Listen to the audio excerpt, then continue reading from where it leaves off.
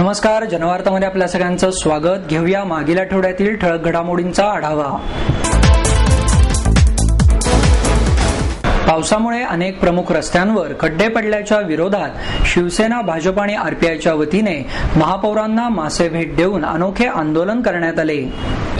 रस्त्यांवर पडलेल्या खड्ड्यांमुळे मोठ्या प्रमाणात होणारे अपघात, त्यात वाहने बंद पडल्यामुळे होणारी वाहतूक कोंडी, अपुरी सार्वजनिक स्वच्छतागृहे, अघोषित झोपडपट्ट्या अशा अनेक समस्यांचा पाढा वाचत शिवसेनेचे आमदार महादेव बाबर यांनी महापालिकेवर मोर्चा काढला.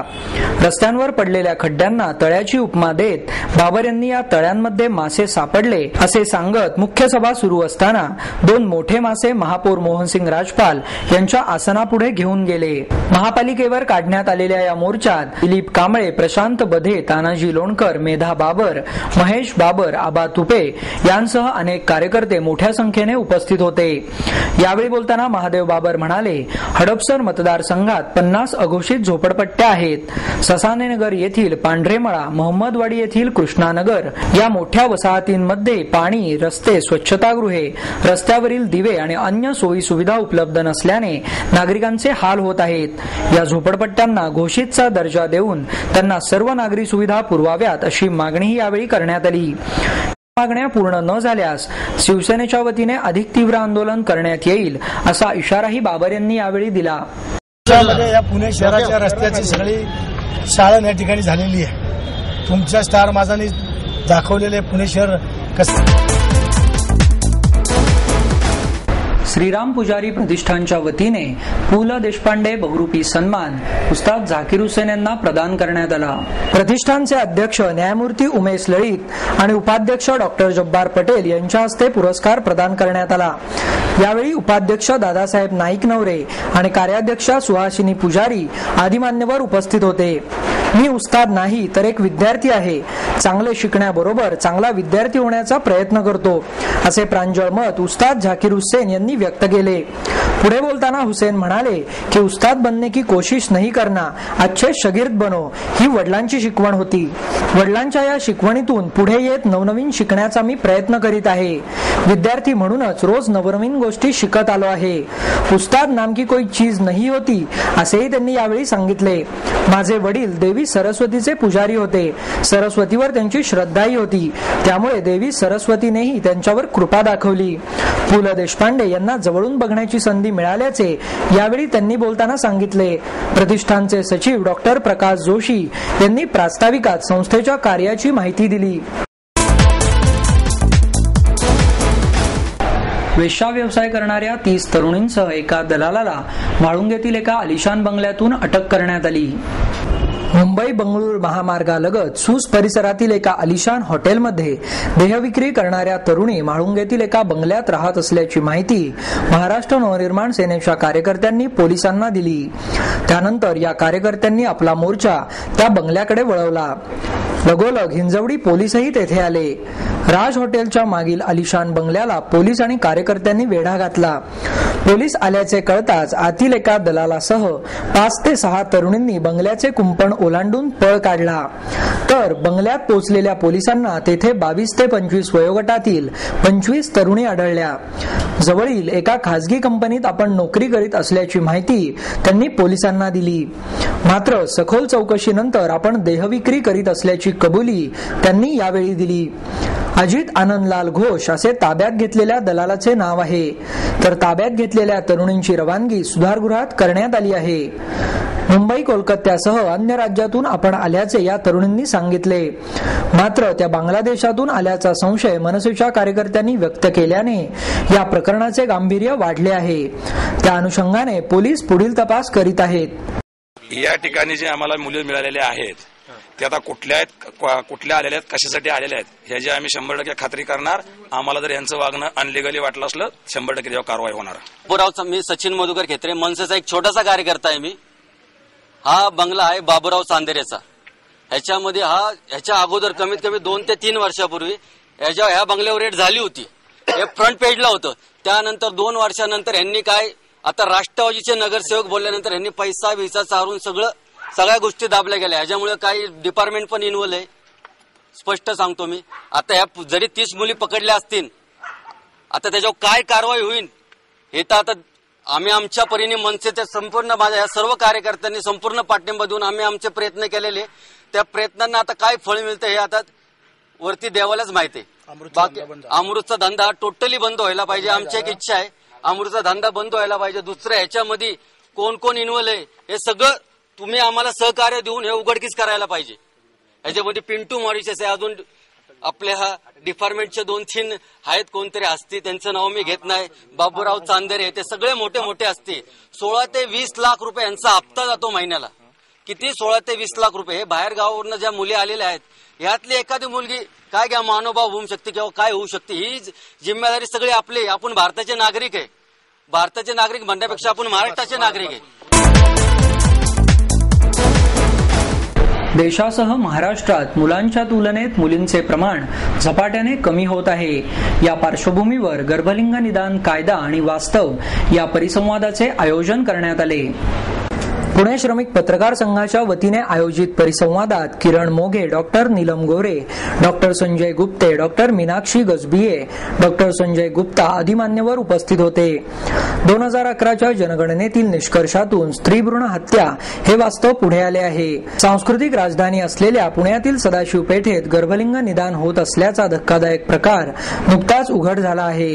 या पार्श्वभूमीवर डॉक्टर सुरेश गुप्ता म्हणाले, मुलींचे प्रमाण हे मुलांपेक्षा कमी होत आहे. ही बाब अतिशय गंभीर आहे. डॉक्टर लोक जीव वाचवण्याच्या ऐवजी जीव घेत आहेत अशी खंतही त्यांनी यावेळी व्यक्त केली. गर्भवती महिलांसाठी एफ नावाचा फॉर्म असतो आणि तो भरणे अत्यंत महत्त्वाचे असते. त्यासाठी त्यांना एफ फॉर्म भरावा अशी विनंती केली जावी. जितके सोनोग्राफी मशीन्स वाढतील तितके मुलींचे प्रमाण कमी होईल असेही त्यांनी सांगितले. मुलांच्या हट्टापायी मुलींची जगात येण्याआधीच निर्दयी हत्या करण्याचे प्रकार थांबवले पाहिजेत. मुलीचे महत्त्व जनतेला सांगणे महत्त्वाचे आहे. मुलगी जन्माला आल्यानंतर तिचे स्वागतच केले पाहिजे. यावेळी बोलताना किरण मोघे म्हणाल्या, कायद्याची अंमलबजावणी करणे ही प्रशासनाची आणि राज्यकर्त्यांची सुद्धा जबाबदारी आहे. गर्भलिंग निदान होत असल्याच्या गैरप्रकाराकडे राज्यकर्त्यांनी कधी गांभीर्याने लक्ष दिले नाही. परळीमध्येही असेच वाईट प्रकार घडत आहेत. कायदा सक्षम असला तरी त्याची अंमलबजावणी प्रशासन करत नाही. हॉस्पिटलमध्ये मोठ्या प्रमाणावर अनधिकृत मशीन्स आहेत, त्याची कोठेही नोंदणी केलेली दिसत नाही. या प्रकारात डॉक्टर लोकांचा सहभाग असतो. डॉक्टरांना त्रास देऊ नये मान्य आहे, पण डॉक्टर लोकांशिवाय गर्भलिंग निदान होत नाही असेही त्या म्हणाल्या. आज कितीतरी स्त्रियांना मुलगा होत नाही म्हणून त्यांचा छळ होतो. या सर्व गोष्टींच्या दबावाखाली येऊन या महिलांना या गैरप्रकाराला सामोरे जावे लागते. डॉक्टरांनी या सर्व गोष्टींचा तपास करून त्या महिलांवर होणारे अत्याचार थांबवले पाहिजेत. स्त्रियांनी सुद्धा विचार करून आपला हक्क गाजवला पाहिजे. या अशा गर्भलिंग निदानाला विरोध केला पाहिजे अशी विनंतीही किरण मोघे यांनी केली. गेल्या वर्षभरात मुली अदृश्य झाल्या आहेत. जगात येण्याआधीच त्यांना मारून टाकण्यात येत आहे. ही बाब अतिशय लाजिरवाणी आहे. समाजकंटक हे आंदोलन करणाऱ्या व्यक्ती कधी थकतात याची वाट पाहत असतात. स्त्री कार्यकर्त्या जेव्हा आंदोलन करतात तेव्हा सरकारला कटकट वाटते. सरकारला कोणतेही गांभीर्य यामध्ये वाटत नाही. गर्भपाताची केंद्रे मोठ्या प्रमाणावर सुरू आहेत. त्यावर सर्वांनी आणि सरकारनेही कठोर पावले उचलावी असेही त्यांनी यावेळी सांगितले. महाराष्ट्र शासनाच्या शालेय पोषण आहार निर्मितीत होणाऱ्या निष्काळजीपणाच्या विरोधात भारतीय विद्यार्थी सेनेच्या वतीने आंदोलन करण्यात आले. यावेळी भारतीय विद्यार्थी सेनेचे शहर संघटक अनंत घरत, उपशहर संघटक निलेश गिरमे, सूरज लोखंडे, अनिकेत देशमुख, प्रसाद चावरे, मोहन पासलकर, आमोद लास. याचे ताजे उदाहरण म्हणजे पिंपरी येथील शाळेतील आहारात आलेल्या पालीमुळे मुलींना झालेला त्रास. अशा घटनांमुळे विद्यार्थ्यांप्रमाणेच पालकांमध्ये सुद्धा संताप आहे. याचे ताजे उदाहरण म्हणजे पिंपरी येथील शाळेतील आहारात आलेल्या पालीमुळे मुलींना झालेला त्रास. अशा घटनांमुळे विद्यार्थ्यांप्रमाणेच पालकांमध्ये सुद्धा संताप आहे. याचे ताजे उदाहरण म्हणजे पिंपरी येथील शाळेतील आहारात आलेल्या पालीमुळे मुलींना झालेला त्रास. अशा घटनांमुळे विद्यार्थ्यांप्रमाणेच पालकांमध्ये सुद्धा संताप आहे. याच्या विरोधात हे आंदोलन जिल्हा परिषदेत करण्यात आले. यावेळी भारतीय विद्यार्थी सेनेच्या वतीने जिल्हा शिक्षण अधिकाऱ्यांना झुरळ असलेली खिचडी खाण्यासाठी आणली होती, परंतु जिल्हा शिक्षण अधिकारी जागेवर नसल्याने त्यांच्या टेबलावर झुरळ असलेली खिचडी ठेवण्यात आली। शाळेत खिचडी वाटण्याच्या अशा चांगल्या योजनेवर लक्ष ठेवावे, तसेच योजनेची सुव्यवस्था बघण्यासाठी भरारी पथके नेमावीत, तसेच आहार योजनेचा दर्जा सुधारा अशा प्रकारचे निवेदनही जिल्हा शिक्षण अधिकाऱ्यांच्या टेबलावर ठेवण्यात आले। शिक्षण अधिकारी जागेवर नसल्याने डेप्युटी जिल्हा शिक्षण अधिकारी भंडारी यांनी आंदोलनकर्त्यांचे निवेदन स्वीकारले। प्रशालेत शालेय शिक्षण आहारात जर यापुढे झुरळे, पाल, कीटक आढळल्यास शिवसेनेच्या पद्धतीने आंदोलन करण्यात येईल असा इशाराही अनंत घरत यांनी यावेळी दिला। रायरेश्वर प्रतिष्ठानच्या वतीने भोर, वेल्हे आणि पुरंदर तालुक्यातील पर्यटन स्थळांच्या माहितीच्या पुस्तकाचे प्रकाशन खासदार सुप्रिया सुळे यांच्या हस्ते करण्यात आले। आपल्याकडे संपन्न इतिहास असून सुंदर असा निसर्ग, भव्य किल्ले आहेत, असे असतानाही या भागामध्ये पर्यटक खूपच कमी प्रमाणात येत आहेत। आपण पर्यटनाचे मार्केटिंग करण्यात मागेही पडत आहोत। पर्यटनाकडे व्यवसाय म्हणून पाहण्याचा दृष्टिकोन ठेवला पाहिजे, यातून स्थानिक युवकांना मोठ्या प्रमाणावर रोजगार निर्माण होऊ शकेल असे प्रतिपादन खासदार सुप्रिया सुळे यांनी केले। या प्रसंगी ज्येष्ठ इतिहासतज्ञ निनाद बेडेकर, संपत जेधे, अमृत रावळ, विठ्ठल शिंदे, भालचंद्र जगताप, प्रतिष्ठानचे अध्यक्ष चंद्रशेखर शेळके आदी मान्यवर उपस्थित होते। पुढे बोलताना सुळे म्हणाल्या, आपल्या गडांच्या संवर्धनाकडे तातडीने लक्ष देण्याची गरज आहे। मूलभूत सुविधा वाढवण्यावरही भर देण्याची गरज आहे।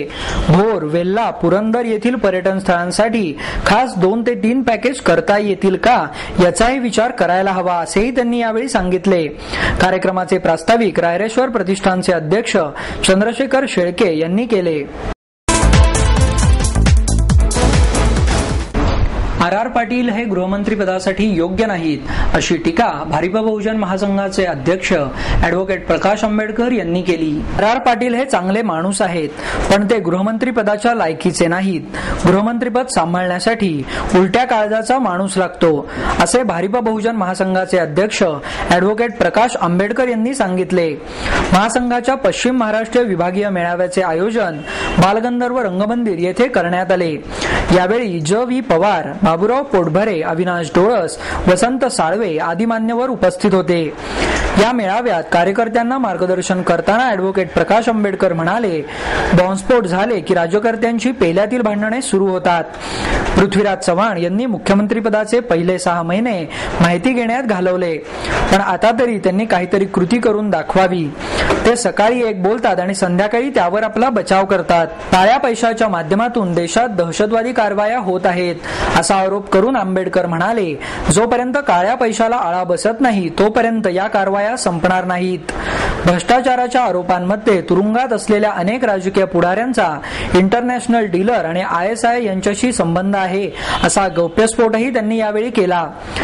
पुढे बोलताना आंबेडकर म्हणाले, शरद पवार यांच्या लुटारू पद्धतीमुळे साखर कारखानदारही शेतकऱ्यांच्या नावाखाली लुटारू झाले आहेत। लोकांचा व्यवस्थेवरील विश्वास उडत चालला आहे, म्हणूनच अण्णा हजारे यांच्या पाठीमागे लोक उत्स्फूर्तपणे उभे राहत आहेत। लोकांचा असंतोष यातून बाहेर पडत आहे। राजकारण करण्यापेक्षा समाजकारण होणे गरजेचे आहे असेही त्यांनी यावेळी सांगितले। यावेळी पश्चिम महाराष्ट्रातून आलेल्या पक्षाच्या कार्यकर्त्यांनी आपले मनोगत व्यक्त करून पक्षाचा अहवालही सादर केला।